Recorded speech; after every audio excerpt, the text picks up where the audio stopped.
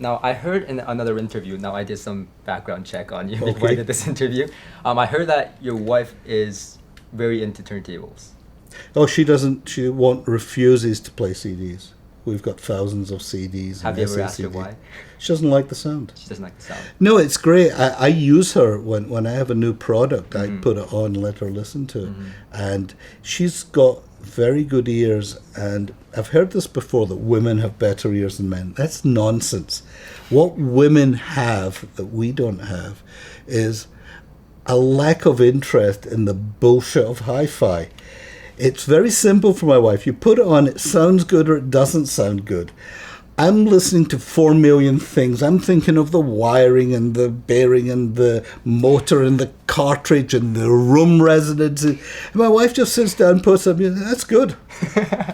And the fact is, us men, especially us people in the industry, we fuck it up. We make it so much harder for ourselves.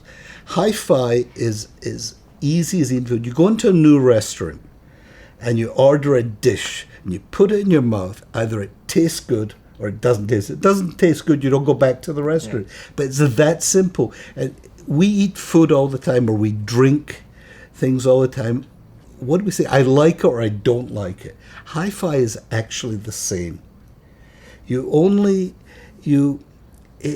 If you avoid all the nonsense around it, it's just either it's good or not. I'll tell you a story about that. I went to a Chinese, my first time I went to China, went to a show in Shanghai, and you've never heard god-awful noise like the noise the Chinese make. There is a lot of bad stuff, and they play it too loud, and they have... Sometimes they play classical is good, but they have these sort of easy listening Chinese pop songs that just make you want to vomit. It's just horrible on bad systems. And I went to a show like this, and it was driving me crazy. So a lot of it was in an open area, like a ballroom, and they were playing music in an open area and just getting louder and louder. So I went walking around the show, and it wasn't a hotel, and like shows here they have in different hotels room. And I walked past one room, and I heard music, and it stopped me in my tracks. And I went in, and it was just a small company, Chinese company, didn't speak English, and they had an amplifier and a CD player. Now, I'm not a big fan of CDs, but they were playing music. It was just music, and I heard it outside. I didn't hear it inside the room, I heard it outside the room. And so I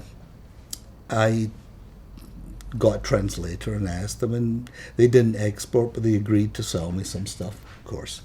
And I got some products from them, and we started a whole music hall line made in China, and we built this up into a big business over many years. And they just knew what they were doing, and so the stuff just sounded good. And most manufacturers, this is interesting, most people in my industry have no idea what good sound is. They either don't have a reference point, or they don't care, or they don't listen, or they just don't know how to evaluate.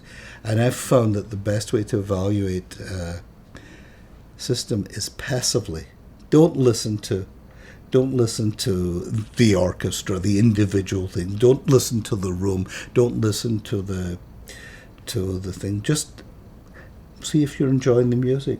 I'll tell you an example. This actually happened, I'm not going to say where, but it happened but it happened a few years ago in a Montreal show. I came up here, and I heard a system that was something like $500,000, and it was very impressive.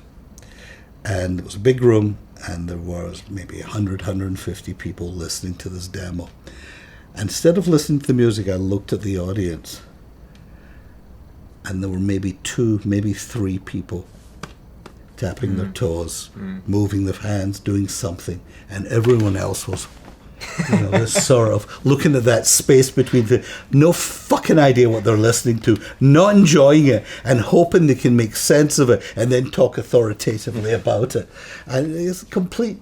So there you have an example of companies that should know better, but it's just not happening. And I'm telling you, you take a cheap little pair of two-way speakers, simple amplifier and a turntable, you're going to get music, as long as it's not a Rega turntable. They run too fast.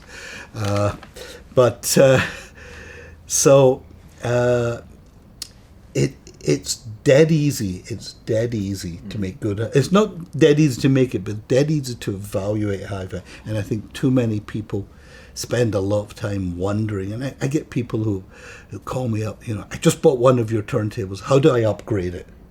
Oh, why do you want to upgrade it? Wow. Well, I want to make it better. I said, have you listened to it? No, I just got it, but I want to improve it. I said, well, how do you know it needs improvement?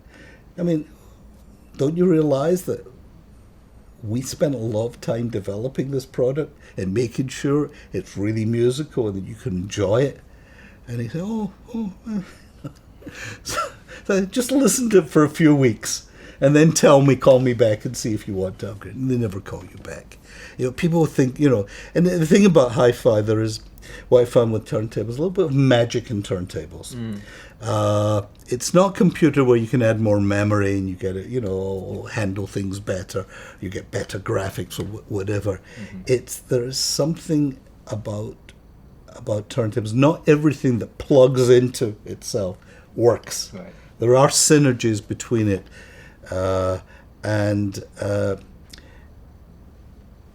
we know we've got good product when I play a sample of my turntable and I want to put on another record.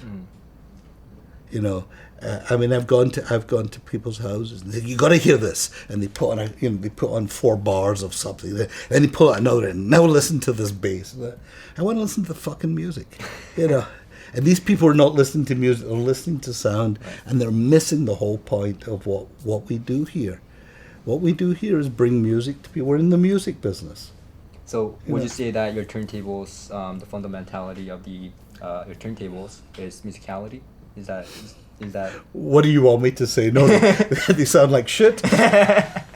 Of course, no, but that's really what it is. I mean, it's actually a good point.